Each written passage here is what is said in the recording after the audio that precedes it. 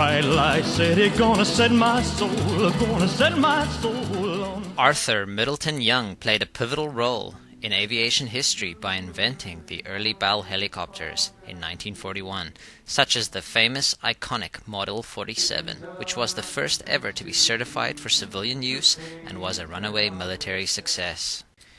NASA astronauts used the Bell 47 as a trainer for the lunar lander during the Apollo program. Mr. Young was also part of the infamous original Committee of Nine channeling sessions in the 1950s, led by Andrija Puharic. The Stargate Conspiracy by Lynn Picknett and Clive Prince charts the influence of an alleged particular variant of higher intelligence contact connected to ancient Egypt and its Ennead, stemming primarily from Aleister Crowley's Aiwass encounter. This influence flows through Crowley and other members of the OTO and AA, and eventually into the mind of Arthur Middleton Young. Enter Robert Temple, who in the mid-60s would learn about this strain of thought and the Dogon extraterrestrial theme from his mentor and helicopter inventor Arthur Young. In Temple's The Crystal Sun, we learn that he surreptitiously observed the production of 2001: A Space Odyssey starting in 1966. Thusly, he met and befriended Arthur C. Clarke. It is a most unusual synchronicity, as Temple's Sirius Mystery Thesis places Saturn as current location of the hibernating Nomo from Sirius. Clarke's 1968-2001 Space Odyssey novel, developed concurrent with Kubrick's film, placed the alien monolith also at Saturn. The imagination runs wild when speculating on the cross-contamination of ideas between these popular culture-shaping giants.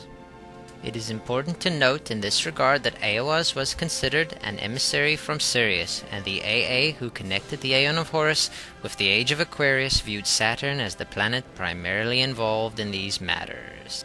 Clarke's early fascination with the paranormal led him to be, as he believes, duped by Andrija Puharic's The Nine Channel, Uri Geller, and his strange abilities.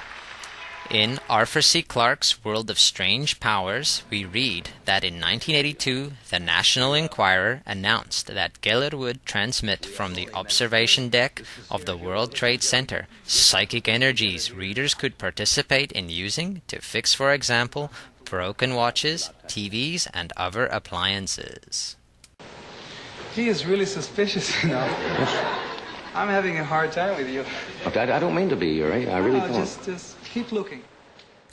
As has been shown in other videos like Contact with Higher Intelligence and the Saturn Hexagon, the Millennium Hilton was built directly adjacent to the pyramids, from which 9-channel Uri Geller is said to have beamed psychic energies. The building was intentionally built to resemble the Black Monolith, which opens the Stargate of cosmic illumination and evolution in Kubrick's film.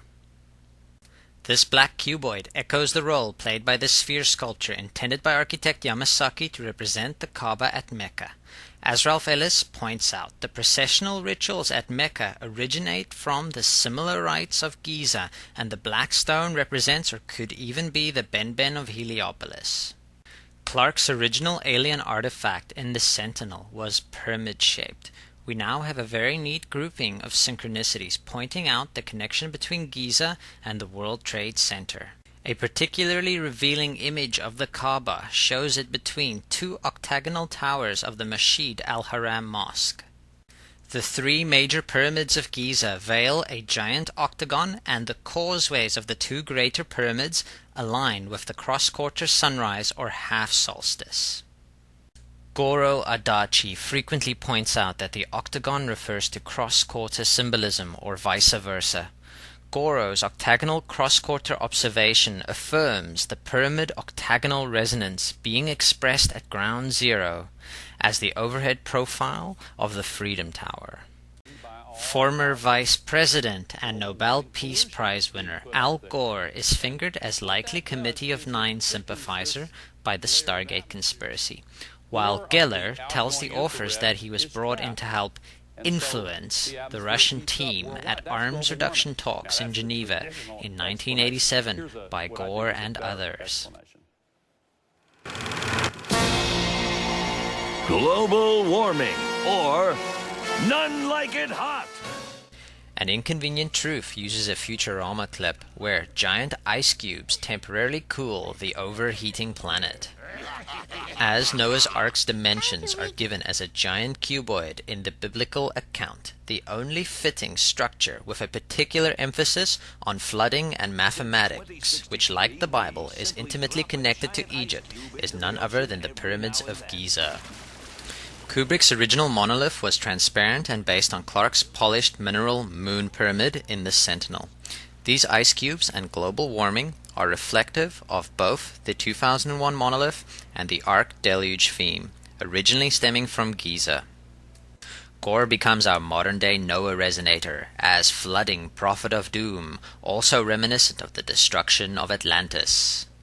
The Atlantis myth being, in my view, obfuscated Giza water events, perhaps Nile floodings, and pillar-pyramid interchangeability.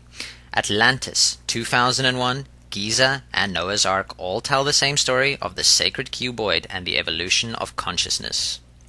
Al Noah's documentary also starts with the extremely K2 resembling Paramount, and features Himalayan mountains, which the Giza pyramids might be modeled after. Please see the Paramounts of Madness video for details. He is himself portrayed in the same Futurama episode, which synchromistically supports the Al Noah resonance. Thank you all for coming. It is my pleasure to introduce the host of the Kyoto Global Warming Convention, the inventor of the environment and first emperor of the moon, Al Gore. I have ridden the mighty moonworm. I must go now to help collect cans on Jupiter. Peace out, y'all! The poster for Al Noah's documentary features what can be interpreted as 3 pyramids emitting a Stargate vortex reminiscent of the first-degree Masonic tracing board and the 9/11 mega ritual. We need to defend our planet against pollution, as well as dark wizards. Jim Carrey becomes God after sporting an octagon at his crown chakra.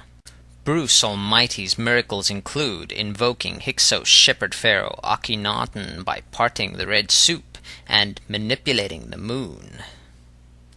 A very fitting sync occurs as he has a heart-to-heart on the tallest of all Himalayan peaks with his maker, but most revealing is his summoning of a Ben-Ben panspermia-resonating asteroid to the remixed musical stylings of the King, Elvis Presley. Hold that thought, Hazel! From unearthing Jimmy Hoffa to a meteor crashing to Earth. Bruce Nolan is rapidly becoming known as... That's the way the cookie crumbles! In the sequel, Steve Carell becomes Noah, encountering the Giza Pyramid cross-quarter octagon inside and out of the ISIS-topped, obelisk-aligned Capitol building. The climax of the feature has our veiled pyramid, Atlantis deluge resonating arc drifting directly down the astronomically aligned ancient Egyptian-inspired Mall of Washington, D.C., coming to rest after smashing an octagonal fountain and facing ISIS. There exists an intellectually dubious but whimsically satisfying moon landing conspiracy theory involving Stanley Kubrick as the lunar footage faker extraordinaire. For what it's worth, here is what can be interpreted as rock-solid synchronistic proof of just that. The blurred line between performance and reality made flesh, Andy Kaufman, is played by Carey in the film named after the REM track Man on the Moon. Our Bruce Almighty moon manipulator does faker Kaufman's legendary Elvis transformation, while Also Sprach Zarathustra is played, made famous by Kubrick and Clark's 2001 potentially Committee of 9 influence Space Odyssey. Pop Divine Avatar, The King, influenced by 2001, used the same piece as walk-on music in concert, including his last show in 1977. Andy, are you goofing on Elvis too, baby?